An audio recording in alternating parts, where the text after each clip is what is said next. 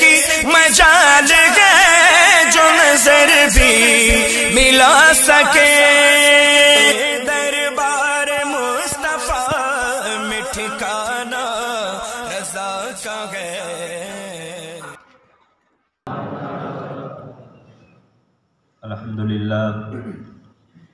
الحمد لله الذي علم الإنسان ما لم يعلم، الصلاة والسلام على قاسم العلوم والحكم وعلى آله وصحبه سادات العرب والعجم، أما بعد فأعوذ بالله من الشيطان الرجيم، بسم الله الرحمن الرحيم،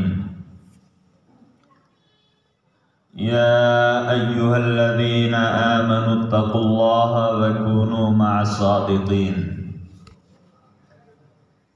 اللهم صل على سيدنا ومولانا محمد القائل أنا سيد ولد آدم وأول من تنشق الأرض بي وأول الناس دخولا إلى الجنة، وصدق سيدنا أبو بكر الصديق رضي الله تعالى عنه، عرفت محمدا بربي وعرفت ربي بمحمدي، وصدق سيدنا حسان بن ثابت رضي الله تعالى عنه، أغر عليه للنبوة خاتم من الله مشهود يلوح يشهد، وضم الإله اسم النبي إلى اسمه إذا قال في الخمس المؤذن أشهد، وشق له من اسمه ليجله فذو العرش محمود وهذا محمد، وعنه في مقام آخر ما إن مدحت محمدا بمقالتي لكن مدحت مقالتي بمحمدي، وصدق سيدنا الإمام احمد رضا خان البریلوی علیہ رحمت الرحمن، لحد میں عشق رخ شہ کا داغ لے کے چلے، سبحان اللہ سبحان اللہ، لحد میں عشق رخ شہ کا داغ لے کے چلے، اندھیری رات سنی تھی چراغ لے کے چلے، جنا بنے گی محبان چار یار کی قبر، جنا بنے گی محبان چار یار کی قبر، جو اپنے سینے میں یہ چار باغ لے کے چلے، سبحان اللہ اور یا رسول اللہ تیرے غلاموں کا نقش قدم ہے راہ خدا، تیرے غلاموں کا نقش قدم ہے راہ خدا، وہ کیا بہک سکے جو یہ سراغ لے کے چلے، صدق اللہ مولانا العظیم وصدق رسولہ النبی الکریم، ونحن على ذلك لمن الشاہدین والشاکرین والحمد للہ رب العالمین۔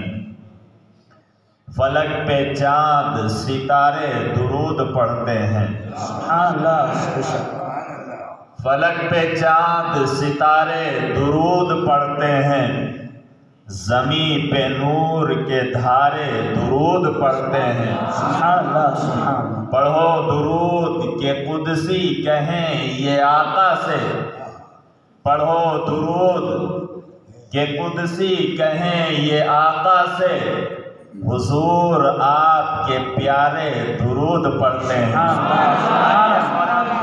احترام و عقیدت کے ساتھ اپنے اور ساری کائنات کے مرکز عقیدت شہر یار ارم، تاجدار حرم نوبہار شفاعت، شب اسرا کے دولہ جناب احمد مصطفیٰ محمد مصطفیٰ علیہ تحیت و ثناء کی بارگاہ مقدس میں جھوم جھوم کر والہانہ انداز میں درود و سلام کا نذرانہ محبت پیش کر لیں۔ بلند آواز سے پڑھیے اللہم صلی علی سیدنا و مولانا محمد بارک وسلم، صلی اللہ علیہ وسلم علیکہ یا رسول اللہ صلی اللہ تعالی علیہ وسلم۔ حضرات گرامی، آپ دیکھ رہے ہیں میرے دائیں بائیں علم و فضل کے آفتاب و ماہتاب رونق افروز ہیں۔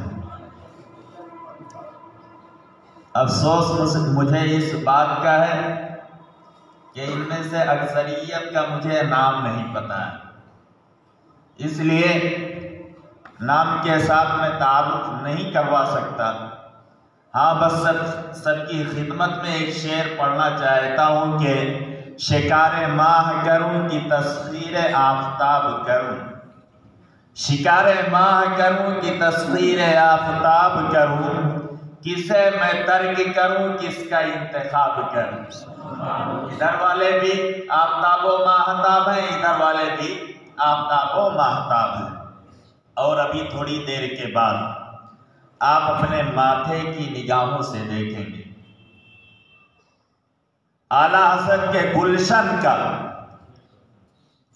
وہ شیر نر، شیر ببر، پیکر اخلاص و محبت و مودت، صاحب الفضیلت، ادیب شہیر، مبلغ بے نظیر، حضرت العلام حضرت علامہ و مولانا مفتی اسماعیل صاحب قبلہ امجدی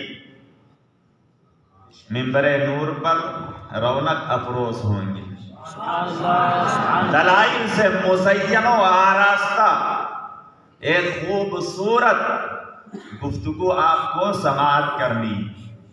میں بھی انہی کو سننے کے لیے آیا ہوں، آپ کو بھی انہی کو سننا ہے۔ حضرت تشریف لائیں، اس سے پہلے میں کچھ باتیں آپ سے کرنا چاہتا ہوں۔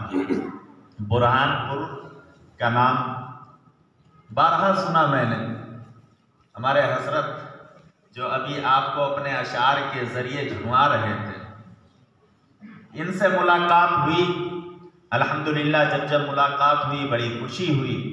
ابھی تھوڑی دیر پہلے آپ دارالعلوم مخدومیہ رودولی شریف کے ایک عظیم فارغ، بہترین عالم دین، بہترین خطیب حضرت العلام حضرت علامہ و مولانا عبد المبین صاحب قبلہ سے بہترین تقریر سماعت کر رہے تھے۔ وقت ہوتا تو اور وہ آپ کے سامنے بیان کرتے، لیکن علماء کرام نے، آپ حضرات نے اور لوگوں کو بھی مدعو کیا ہے، اور ٹائم بہت زیادہ نہیں ہے، تھوڑے وقت میں پروگرام ختم بھی کرنا ہے۔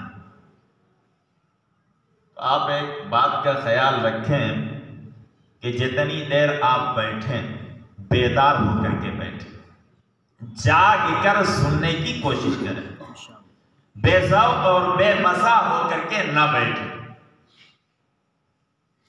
اگر آپ اس ارادے سے آئے ہیں کہ اپنا کشکول محبت گوہر مراد سے بھر کر گھر لے جائیں گے، تو پھر آپ کو بولنا ہوگا محبت سے، عقیدت سے، پیار سے، سبحان اللہ ماشاءاللہ کی صدائیں بلند کرنی ہوں گی۔ وہ شعر میں آپ کو سناتا ہوں جائزہ لینے کے لیے کہ آپ کا کیا نظریہ ہے، کیا خیال ہے، آپ سننا چاہتے ہیں یا سننے کا ارادہ نہیں۔ خاک سورج سے اندھیرے کا ازالہ ہوگا،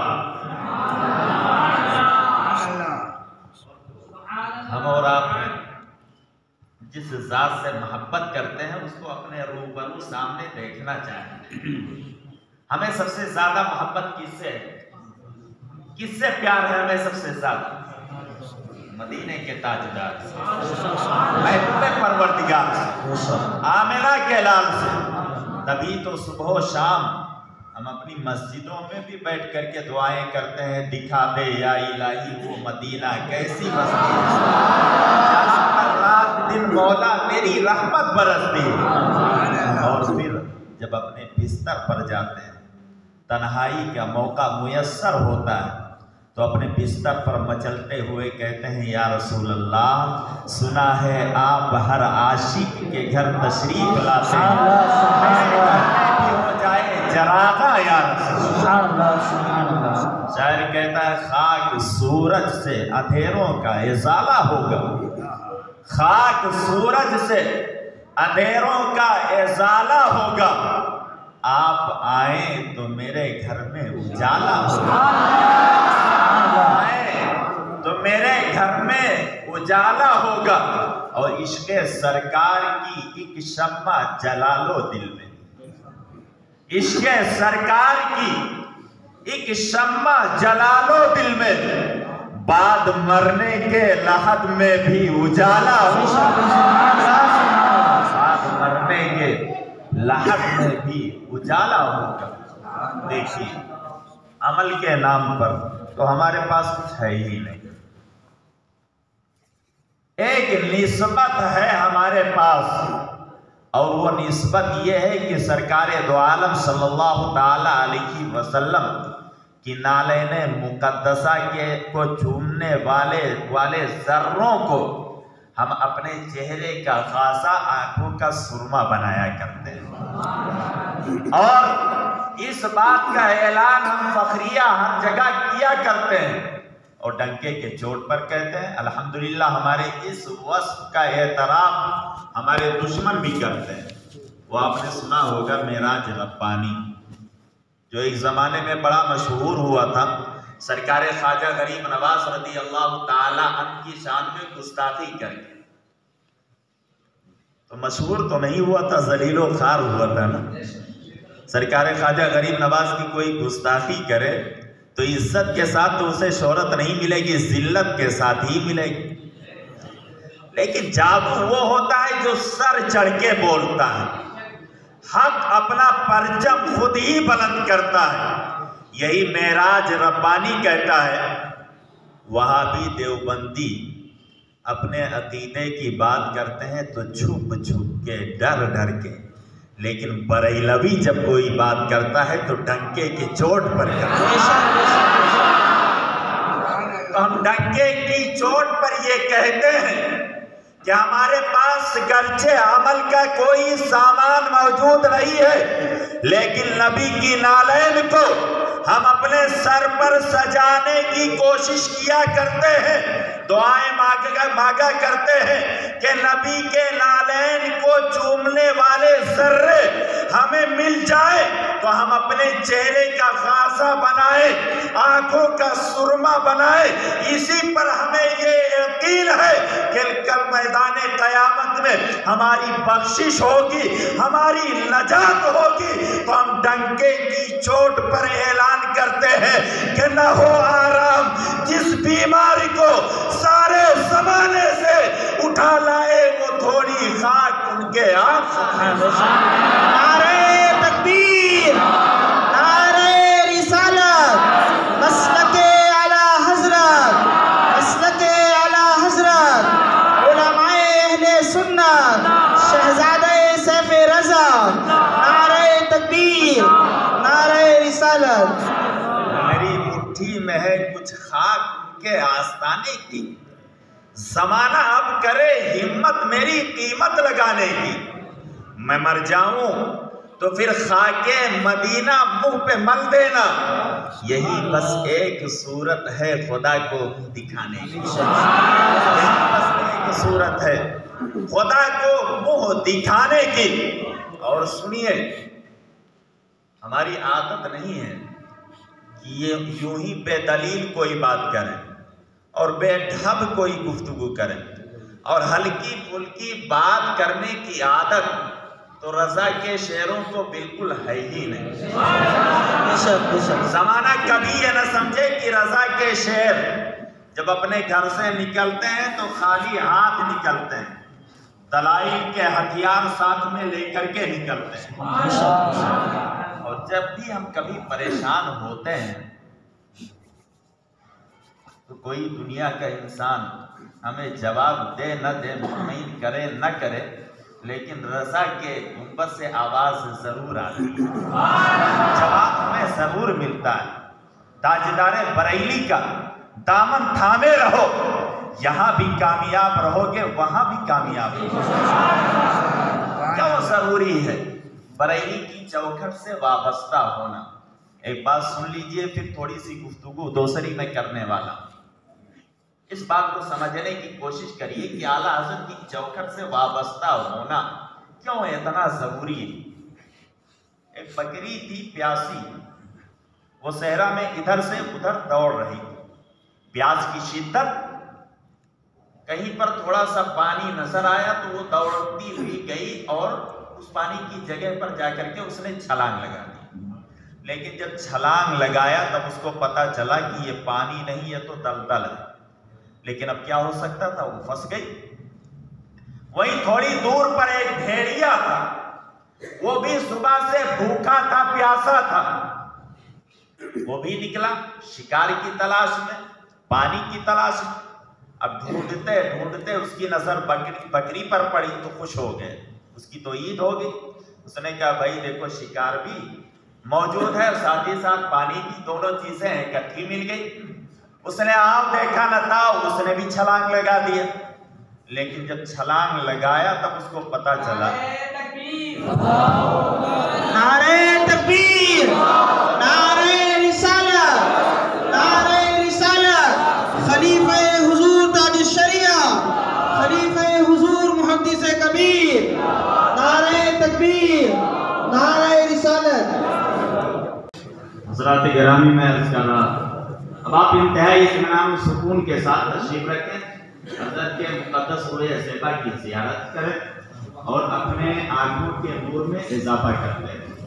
آپ کو پتا ہے کہ علماء دین اتنے پاورفل ہوتے ہیں، اتنے باوقار ہوتے ہیں، اتنی عظمتیں اللہ کے نبی صلی اللہ علیہ وسلم نے انہیں عطا فرما دی ہیں کہ آپ سوچئے، فرمایا کہ اگر یہ قبرستان کے قریب سے گزر جائیں تو قبر سے عذاب اٹھا لیا جاتا ہے۔ یہ اپنے آپ میں اتنی برکتیں اور رحمتیں رکھتے ہیں، تو محبت سے، حقیقت سے، پیار سے حضرت کی زیارت کریے اور اسی دوران دو چار باتیں سماعت کر لیجیے۔ میں عرض کر رہا تھا کہ بریلی کی چوکھٹ سے وابستہ ہونا، وابستہ رہنا اتنا ضروری کیوں ہے؟ تو وہ بھیڑیا آیا، خوشی کے مارے اس نے بھی چھلانگ لگایا، لیکن جب وہاں پر اس نے چھلانگ لگا دی تب اس کو پتا چلا کہ یہ پانی نہیں دلدل ہے۔ اب وہ نکلنے کی کوشش کر رہا ہے اور جتنی وہ کوشش کر رہا ہے اتنا ہی زیادہ وہ اس میں دھستا چلا جا رہا ہے۔ بکری یہ سارا منظر دیکھ رہی، اس کو ہنسی آ گئی، وہ ہنسنے لگی، تو بھیڑیے نے اس کو ڈانٹا، کہا تو پاگل ہے، کیوں ہنس رہی ہے؟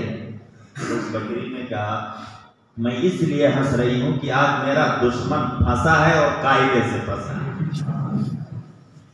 بھیڑیے نے اور زور سے اس کو ڈانٹا، کہا تو بیوقوف ہے، میں اگر کسی مصیبت میں پھنسا ہوں تو ہی کہاں اس سے باہر ہے، تو بھی تو اسی مصیبت میں پھنسی ہوئی ہے، پھر ایسے موقع پر تیرا ہنسنا کچھ سمجھ میں نہیں آیا۔ تو بکری نے کہا حضور سنیے میری بات، آپ بھی پھنسے ہیں، میں بھی پھنسی ہوں، یہ بات سچ ہے کہ آپ بھی پریشانی میں گرفتار ہیں، میں بھی پریشانی میں گرفتار ہوں، آپ بھی مصیبت میں گرفتار ہیں، میں بھی مصیبت میں گرفتار ہوں، لیکن میری مصیبت میں آپ کی مصیبت میں فرق ہے، میری پریشانی میں آپ کی پریشانی میں فرق ہے۔ بھیڑیے نے کہا کیا فرق؟ تو بکری نے کہا میرا ایک راعی ہے، میرا ایک چرواہا ہے، جو صبح صبح مجھے یہاں لے کر کے آیا تھا، 30 بکریوں کو لے کر کے آیا تھا، ابھی وہ اور بکریوں کو چھوڑنے کے لیے گھر گیا ہے، گھر پہنچ کر کے وہ بکریوں کو شمار کرے گا تو دیکھے گا کہ 29 ہی ہے، تو مجھے تلاش کرتے ہوئے یہاں آئے گا۔ سمجھنے کی کوشش کریں، آگے میں بتاؤں نا، اس سے پہلے آپ سمجھ جائے تو ماشاءاللہ سمجھدار کرنا بیٹا ہوا ہے، کہا وہ تلاش کرتے ہوئے یہاں آئے گا، مجھے اس مصیبت میں گرفتار پھنسا ہوا دیکھے گا تو مجھے یہاں سے نکال کر کے لے جائے گا، لیکن اے بھیڑیے چونکہ تیرا کوئی راعی نہیں ہے، تیرا کوئی چرواہا نہیں ہے، اس لیے تجھے یہی گھٹ گھٹ کے مرنا ہے، اس لیے میں کہتا ہوں رضا کی چوکھٹ سے وابستہ رہو، وہ تمہارے راعی ہے، وہ تمہارے دین کے نگہبان ہے، وہ تمہارے ایمان عقیدے کے رکھوالے ہیں، اگر یہ در تم نے چھوڑ دیا تو در بدر ہو جاؤ گے، کوئی ڈر تمہارے کام نہ آئے گا. اس لیے بریلی کے تاجدار خود ہی فرما کے لاکھ عشق رخ شہ کا باغ لے کے چلے. ابے ناز سنی تھی چراغ لے کے چلے. جگہ بنے گی محبہ نے 4 یار کی قبر, وہ اپنے سینے میں 4 باغ لے کے چلے. اور یا رسول اللہ تیرے غلاموں کا نقش قدم ہے راہ خدا, وہ کیا بیٹھ سکے جو یہ سراغ لے کے جائے. نعرہ تکبیر, نعرہ رسالت, مسلک اعلی حضرت, علماء اہل سنت, جشن غریب نواز. نعرہ تکبیر, نعرہ رسالت. اگر میں قرآن سے آپ کو دلیل دوں تو اس موقع پر کئی ایک آیتیں میرے ذہن میں گھوم رہی. اللہ تبارک و تعالیٰ نے فرمایا لا اقسم بہذا البلد وانت حل بہذا البلد. یہ پروردگار عالم نے قرآن میں ایک قسم اٹھائی ہے شہر مکہ کی. شہر مکہ کی پروردگار عالم نے قسم کیوں اٹھائی؟ مفسرین کرام پہلے سوال قائم کرتے ہیں, پھر اس کے بعد اس کا جواب تحریر کرتے ہیں. کہا کیا اس لیے کہ شہر مکہ میں کعبہ شریف ہے اس لیے پروردگار عالم نے قسم اٹھائی مکہ کی؟ کیا اس لیے کہ یہاں پر حجر اسود ہے؟ کیا اس لیے کہ مقام ابراہیم ہے؟ کیا اس لیے کہ مینا و مزدلفہ ہے؟ کیا اس لیے کہ صفا و مروہ ہے؟ پروردگار عالم نے قرآن میں جو قسم اٹھائی وہ کیوں, اس کی وجہ کیا ہے, بنیاد کیا ہے؟ اللہ رب العزت نے شہر مکہ کی قسم کیوں ارشاد فرمائی؟ مفسرین کرام کہنے لگے ہاں ہاں سنو سنو اور یاد رکھو, مکہ کی یہ ساری چیزیں عظمت والی ہیں. خانہ کعبہ بڑا ہی عظمت گھر ہے. قرآن کہتا ہے ان اول بیت وضع للناس والذی بمکہ, کہ روئے زمین کا پہلا گھر ہے جو مکہ میں ہے خانہ کعبہ کی شکل میں. یہ بڑا ہی بابرکت گھر ہے. حجر اسود یقیناً ہی بڑا ہی بابرکت پتھر ہے.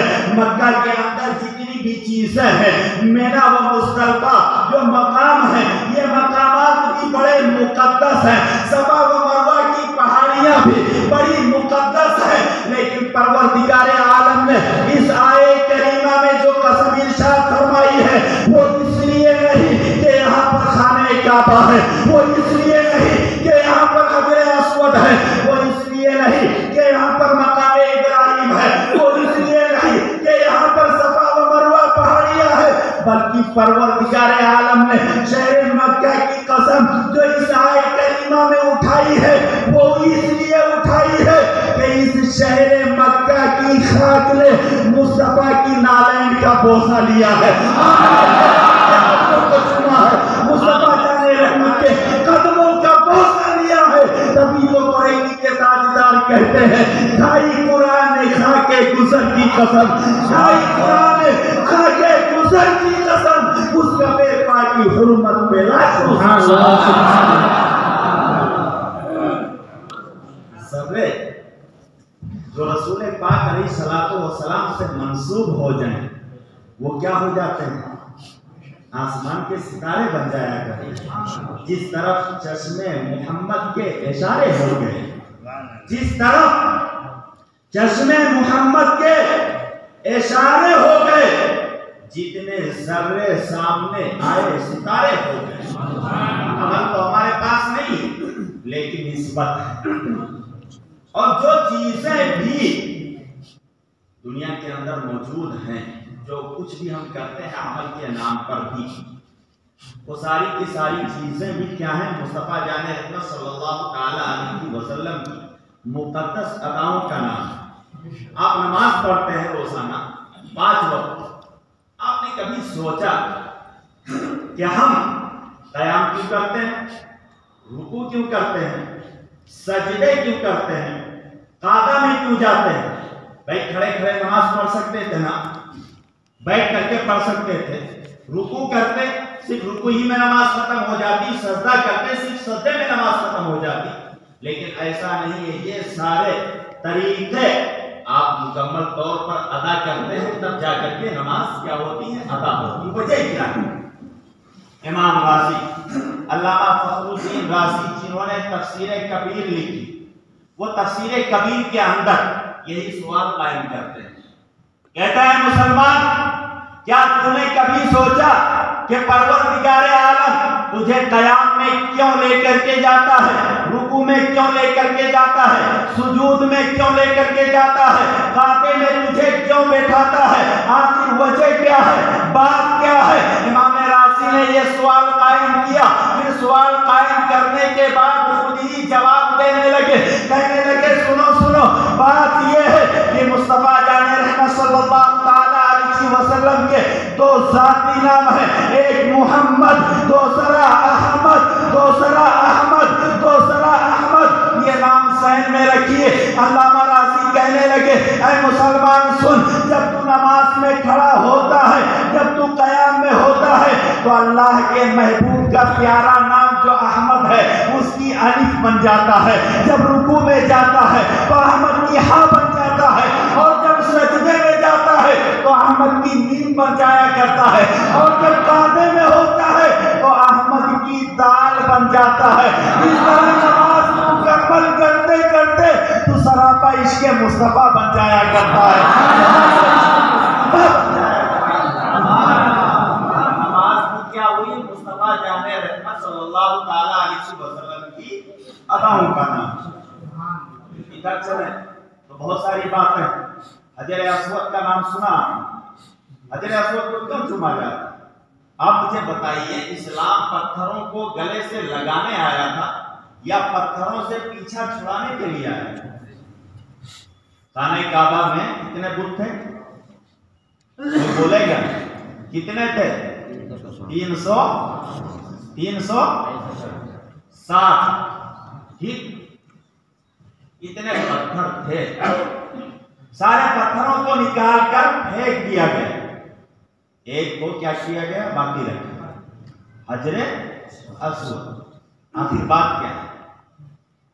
آئیے چلیے اس صحابی کے پاس چلتے ہیں، ان سے اس کا جواب پوچھتے ہیں جن کے بارے میں میرے نبی نے فرمایا الحق ينطق على لسان عمر الشیطان یفر من سل عمر انا خاتم النبیین لا نبی بعدی لو کان بعدی نبی لکان عمر۔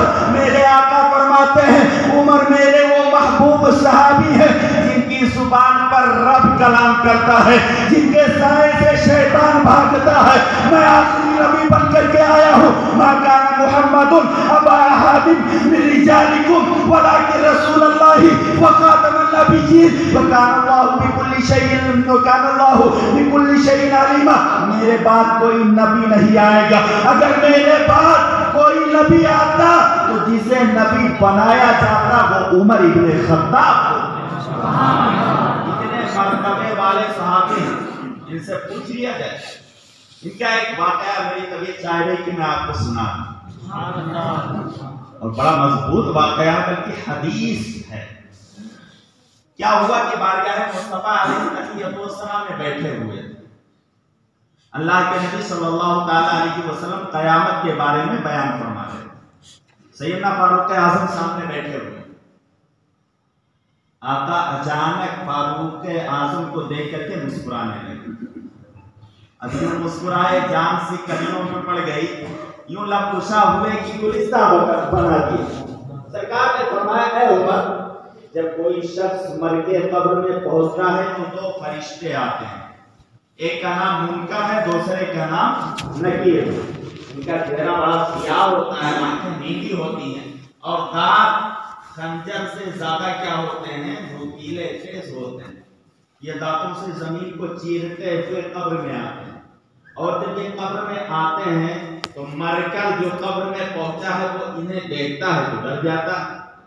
سرکار نے فرمایا عمر تمہارا کیا حال ہو، عمر تمہارا کیا حال ہو؟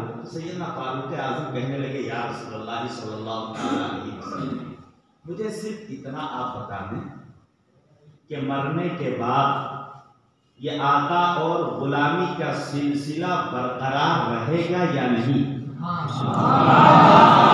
یعنی پہنچوں گا تو آپ کا غلام رہوں گا یا نہیں؟ فضل رب العلا اور کیا چاہیے، مصطفیٰ اور کیا چاہیے۔ عمر یقیناً آقا اور غلامی کا یہ رشتہ وہاں بھی قائم ہے۔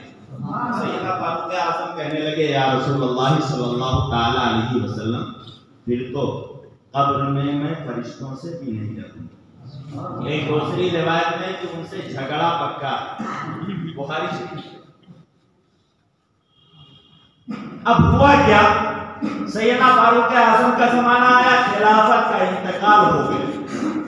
سیدنا عبداللہ ابن عمر جو مفتی اعظم مکہ و مدینہ ہیں، انہوں نے اپنے والد کو خواب میں دیکھا، عرض کرنے لگے ابا جان محفل مصطفیٰ تھی علیہ تحیت و سلام، وہاں یہ باتیں ہوئی تھی، سرکار آپ کو دیکھ کے مسکرائے تھے، پھر اس کے بعد کہا تھا تمہارا کیا حال ہوگا، تو آپ نے کہا تھا میں قبر میں فرشتوں سے بھی نہیں ڈروں گا۔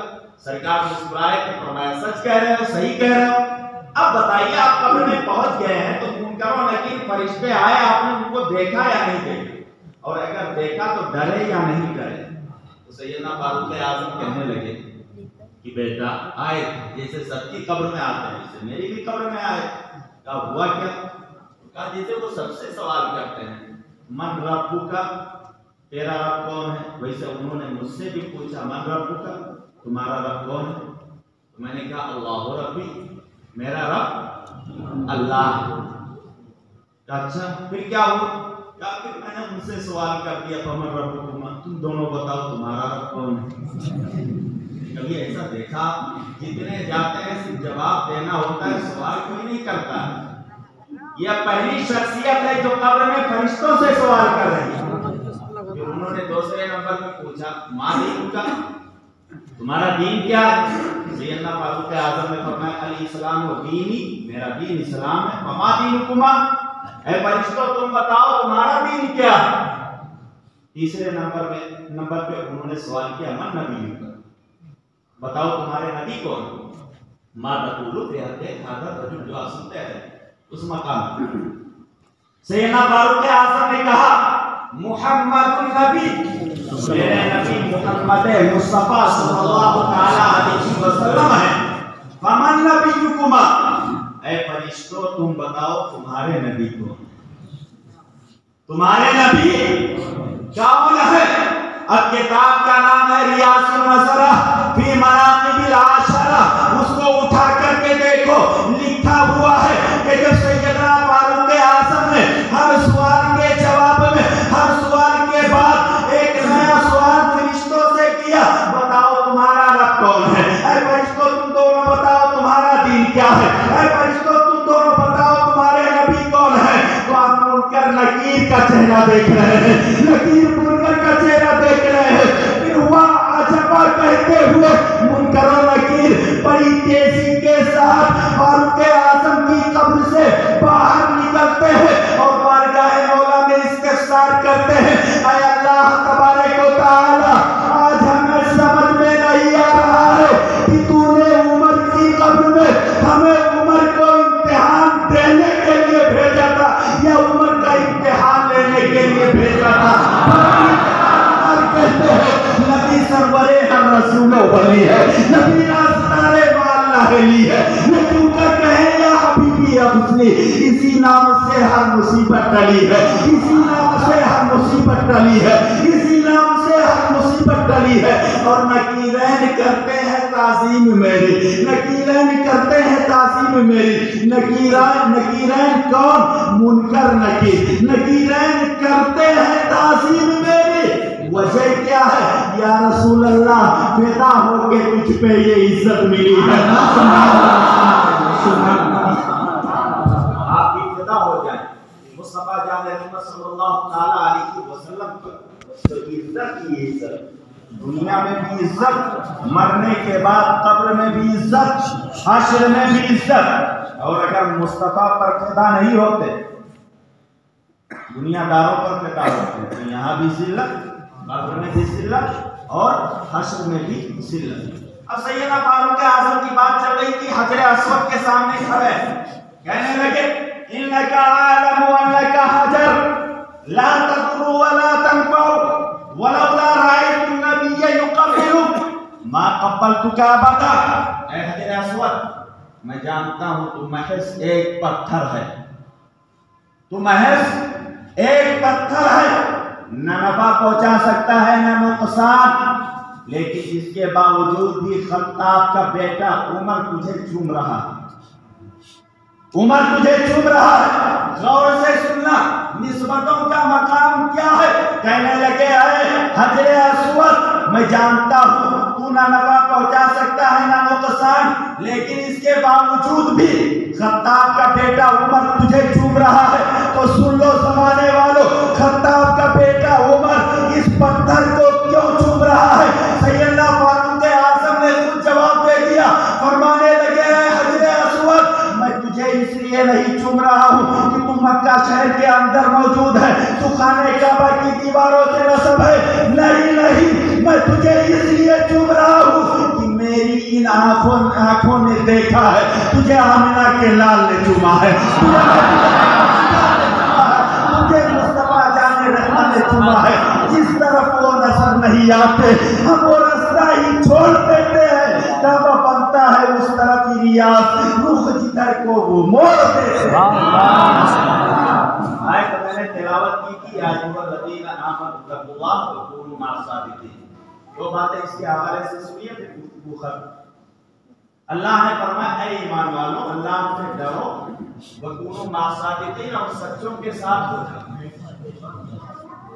میں نے کہا نا کہ بریلی کی چوکھٹ سے وابستہ رہو کیوں ضروری ہے؟ قرآن کہہ رہا ہے کونوا مع الصادقین، سچوں کے ساتھ وابستہ ہو جاؤ، ان کے ساتھ رہو۔ سچے کون؟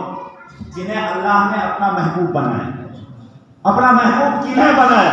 انعمت علیہم، جن پر خدا کا انعام ہوا۔ انعام کن پر ہوا؟ من النبیین والصدیقین والشہداء والصالحین، نبیین پر، صدیقین پر، شہداء پر، صالحین پر، انہی کا دامن تھامنے کا قرآن عظیم حکم دیتا ہے۔ کیوں؟ وجہ کیا ہے؟ قرآن سے آپ سوال کریے۔ میں پہنچا مولانا روم علیہ القیوم کے پاس، میں نے کہا حضور یہ مسئلہ آپ حل کرا دیں، آپ یہ بات بتا دیں۔ کونوا مع الصادقین، صادقین کا دامن تھامنا اتنا ضروری کیوں ہے؟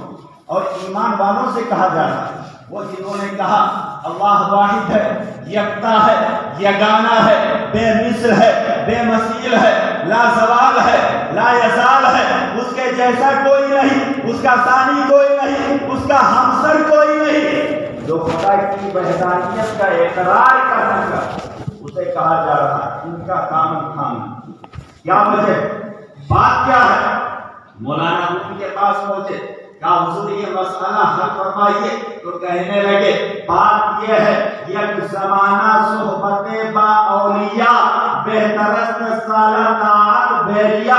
سنو ایک طرف ایک بندہ مومن کھڑے ہو کر کے نماز نفل ادا کرتا ہے، اور ایک دن نہیں، 2 دن نہیں، ہفتہ بھر نہیں، مہینہ بھر نہیں، سال بھر نہیں، 10 سال نہیں، 20 سال نہیں، 30 سال نہیں، پورے 100 سال کھڑے ہو کر کے نفل نماز ادا کرتا ہے، اور ایک طرف ایک شخص جاتا ہے اللہ کے ولی کی صحبت میں تھوڑی دیر بیٹھ جاتا ہے، تو مولانا روم کہتے ہیں یہ اس کا تھوڑی دیر اللہ کے ولی کی بارگاہ میں بیٹھنا اس کے 100 سالہ عبادت سے بہتر ہے، 100 سالہ عبادت سے بہتر ہے۔ بہت ضروری ہے ان کے قدموں میں بیٹھنا۔ اور میں بتاؤں آپ کو کیسے بڑے بڑے لوگ بیٹھا کرتے۔ امام اعظم ابو حنیفہ رحمۃ اللہ تعالیٰ علیہ کا نام آپ نے سنا؟ ساری دنیا کے اندر کروڑوں ان کے فالورز موجود ہیں جو ان کی تقلید کرتے ہیں۔ خود اتنے بڑے علامہ فہامہ امام الائمہ کاشف الغمہ سراج الامہ دن بھر بغداد کی سرزمین پر بیٹھ کر کے علم و فضل کے دریا بہایا کرتے، اور جب شام کا اندھیرا چھانے لگتا تو آپ وہاں سے اٹھتے ایک سنسان قبرستان کی طرف چل پڑتے۔ وہاں قبرستان میں جاتے، ایک فقیر وہاں بیٹھا ہوتا، اس کے پاس جا کر کے بیٹھ جائے، اس فقیر کا نام کیا ہے؟ بہلول رانا. آپ سبھی نے سنا، بڑے مشہور. کچھ لوگ کہتے تھے پاگل ہیں، کچھ لوگ کہتے تھے دیوانے ہیں، کچھ لوگ کہتے تھے مجنون ہیں، کچھ بچے پتھروں پر پھینکتے تھے. لیکن ولیوں کو پہچاننے کے لیے سر کی نگاہ کافی نہیں ہے، دل کی بھی نگاہ ہونی چاہیے. امام اعظم وہاں پہنچتے، حضرت بہلول رانا کا مشہور واقعہ ہے، آپ بار بار سنتے رہتے. ذرا میں اختصار کے ساتھ آپ کو یہ سنا دوں تاکہ آپ سمجھ جائیں ان کا مقام اور پھر ولیوں کی بارگاہ میں جانے کا جو ثمرہ ملتا ہے وہ کتنا عظیم ہے، یہ بھی آپ خوب اچھے سے سمجھ لیں. حضرت بہلول رانا مٹی اکٹھا کر کے گھر بنا لے. حضرت زبیدہ خلیفہ ہارون الرشید کی بیوی گزرتی، کہتی کیا کر رہے ہو؟ کہا جنت میں گھر بنا. کہا بیچو گی؟ کہا ہاں بیچوں گا، بیچنے کے لیے ہی تو بنا رہا. کہا کتنے میں؟ کہا 4 دینار دو اور لے کر کے جاؤ. حضرت زبیدہ نے 4 دینار دیا، گھر خرید لیا. گھر آ کر کے اپنے شوہر ہارون الرشید کو بتانے لگی کہ آج میں نے جنت میں محل خریدا. اب ہارون الرشید ہنسنے لگے، مذاق اڑانے لگے، کیا بیگم بھی دیوانوں کے پیچھے پیسے پھینکتی رہتی. یہ باتیں ہوئی رات میں، سو گئے. ہارون الرشید بھی سوئے، زبیدہ بھی سوئے. اب جب سوئے سر کی آنکھ بند ہوئی، دل کی آنکھ بیدار ہو گئی. کیا دیکھتے ہیں؟ جنت میں گھوم رہے ہیں. گھومتے گھومتے ایک محل نظر آیا، اس پر حضرت زبیدہ کا نام لکھا ہوا ہے. اب اس محل میں داخل ہونے کی کوشش کرتے ہیں، فرشتے روک دیتے ہیں، کہتے ہیں بھیا یہیں ٹھہرو بادشاہ صاحب. کہنے لگے مجھے اندر جانے دو، میری بیگم کا مقام گھر ہے. فرشتوں نے کہا نہیں، اندر آپ نہیں جا سکتے. کہنے لگے کیوں نہیں جا سکتا؟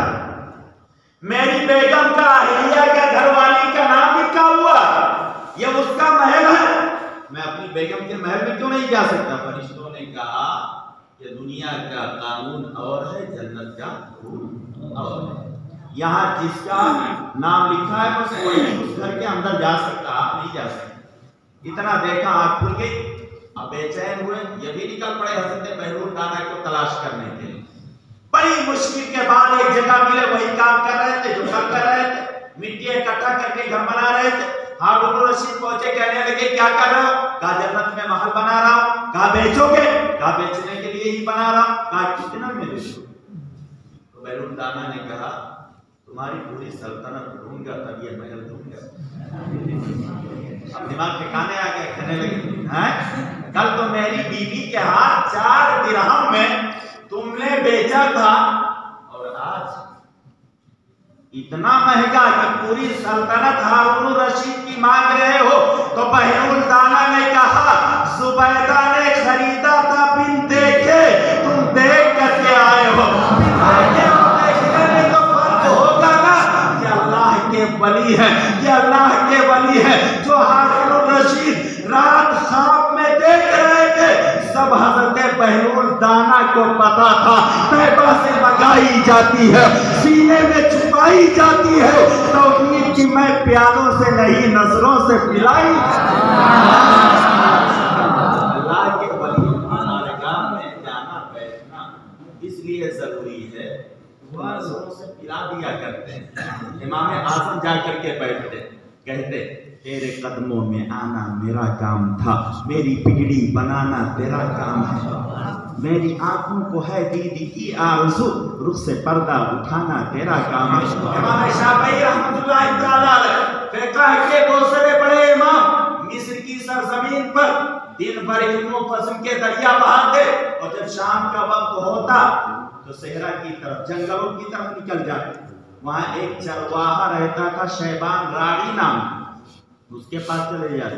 لوگ سمجھتے دیوانہ ہے، مجنون ہے، لیکن امام شافعی پہچانتے تھے، امام شافعی پہچانتے تھے کہ یہ کس مقام پر فائز ہیں. یہ دیوانے ایسے ویسے دیوانے نہیں ہیں. تحقیر سے دیوانے کو دیوانہ نہ کہنا، دیوانہ بہت سوچ کے دیوانہ بنا ہے. اللہ والا فقہ کے تیسرے امام ہیں امام مالک رحمۃ اللہ تعالی. ساری زندگی مدینہ طیبہ سے باہر ہی نہ گئے.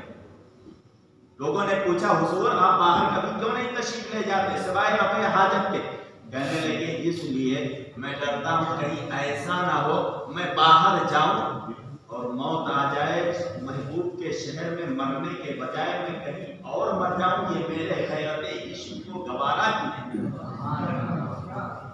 چوتھے امام ہیں امام احمد ابن حنبل، یہ اس لیے سنا رہا ہوں کہ یاد رکھو کہ اتنے بڑے بڑے علامۃ الدہر فقہ کے امام اگر بزرگوں کے ولیوں کے قدموں میں جا کر کے بیٹھنا اتنا ضروری سمجھتے تھے تو ہمیں تمہیں جا کر کے اعلیٰ حضرت کی چوکھٹ پر بیٹھنا تمہارے لیے کتنا ضروری ہے۔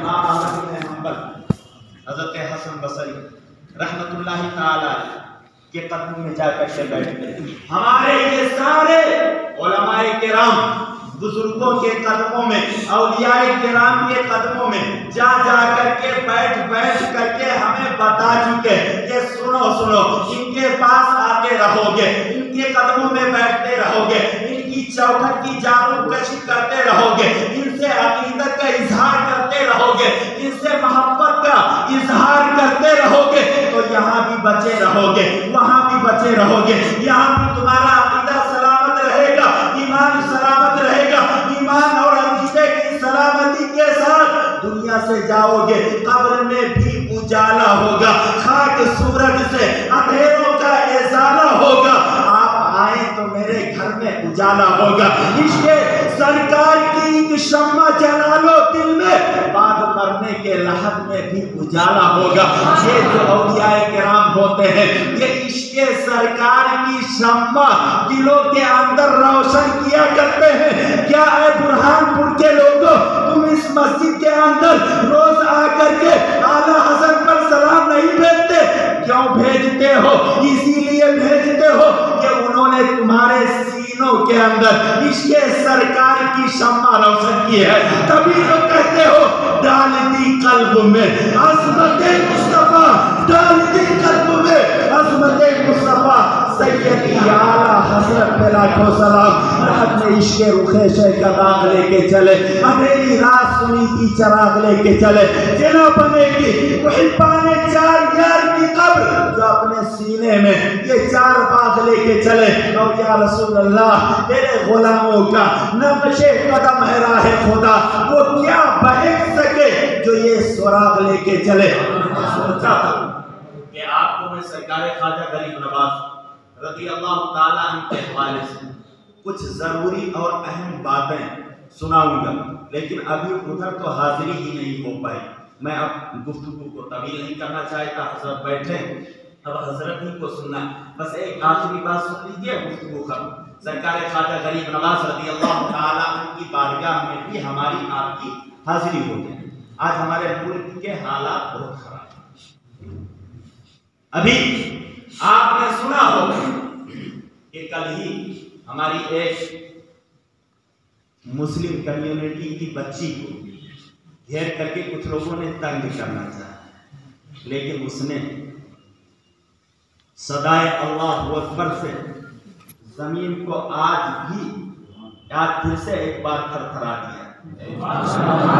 تاجدار کہتے ہیں احد کے میدان میں امیر حمزہ کی بے باکیاں اور ان کے نعروں کی صداؤں سے احد کے سارے پہاڑ گر اٹھے تھے۔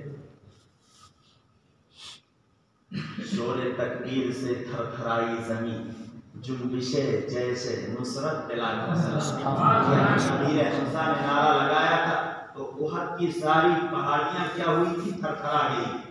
کل اس بچی کے نعرے سے سارا ہند تھر تھرایا، یہ دھرتی تھر تھرائی۔ اس لیے وجہ یہ ہے کہ زمانے والوں کو معلوم نہیں ہے، ان کو پتہ نہیں ہے کہ ہمارے بھائی ہوں، اسلام کے مقدس شاہزادے ہو یا اسلام کی مقدس شاہزادیاں ہو، انہوں نے یہ نصاب پڑھا ہے، انہوں نے عشق کا یہ درس پڑھا ہے، وہ کنیزان فاطمہ ہے، سیدہ زینب کی کنیز ہے، وہ ہر سچویشن میں ہر ماحول میں للکارنا جانتی ہے، انہیں پتہ ہے کہ کب کس کو کیسے جواب دینا ہے۔ ہمارے بھائیوں نے بھی کبھی جھکنا نہیں سیکھا تو ہماری بہنوں نے بھی کبھی جھکنا نہیں سیکھا۔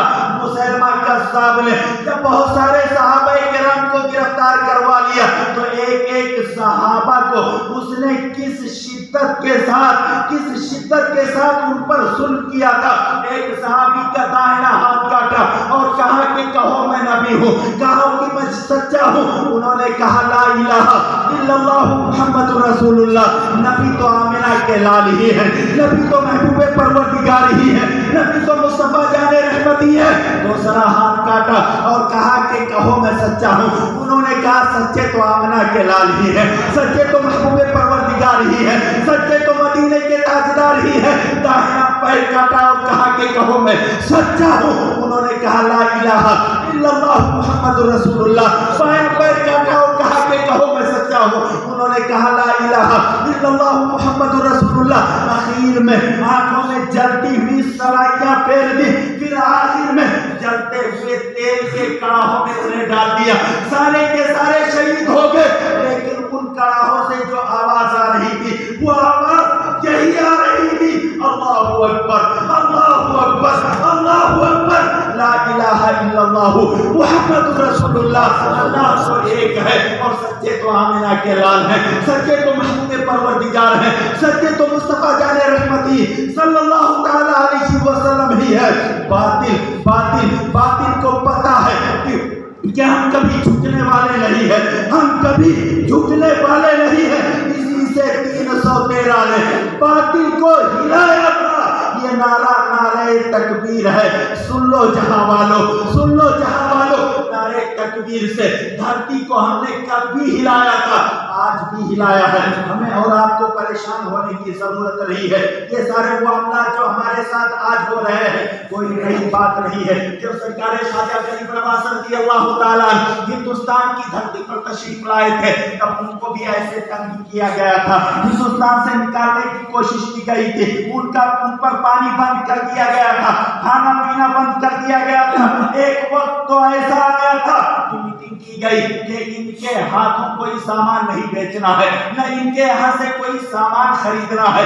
ان پر سرکار خواجہ غریب نواز رضی اللہ تعالیٰ عنہ کے مریدین اجمیر کی گلیوں میں پھرتے رہے کہ چراغ کے لیے تیل لے لیں، لیکن دن گزر گیا کسی نے بھی ان کے ہاتھوں تیل نہ بیچا۔ جب شام کا اندھیرا چھایا تو سرکار خواجہ غریب نواز رضی اللہ تعالیٰ نے مریدوں سے فرمایا اے میرے پیارو، اے میرے مریدوں، آج خانقاہ پر اندھیرا کیوں ہے؟ تو سرکار خواجہ غریب نواز کے مریدوں نے عرض کیا حضور دن بھر ہم اجمیر کی گلیوں میں پھرتے رہے تیل کے لیے، لیکن کسی نے بھی تیل ہمارے ہاتھوں بیچنا گوارا نہ کیا۔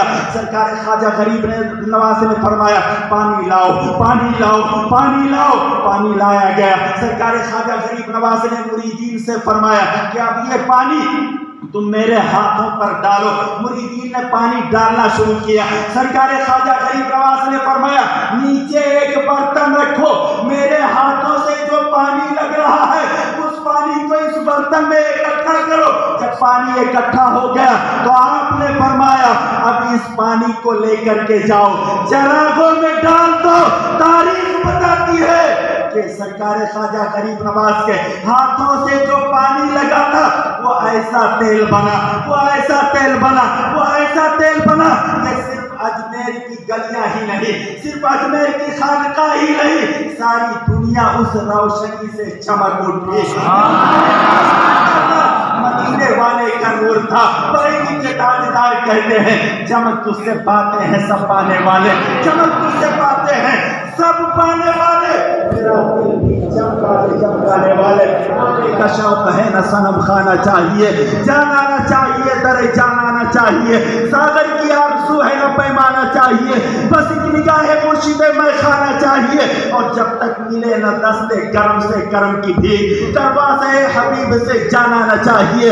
آنکھوں میں دم رکا ہے کسی کے لیے ضرور، ورنہ مریض ہجر کو مر جانا چاہیے، اور بے دم نماز عشق یہی ہے خدا گواہ۔ ہر دم تصور رخ جان آنا چاہیے، لحد میں عشق رخ شہ کا داغ لے کے چلے، اندھیری رات سنی چراغ لے کے چلے، جلا بنے گی محبان چار یار کی قبر جو اپنے سینے میں یہ چار باغ لے کے چلے۔ اور یا رسول اللہ تیرے غلاموں کا نقش قدم ہے راہ خدا، وہ کیا بہک سکے تو یہ سراغ لے کے چلے۔ میں گدائے خواجہ چشت ہوں، مجھے اس گدائی پہ ناز ہے، مجھے اس گدائی پہ ناز ہے، مجھے اس گدائی پہ ناز ہے۔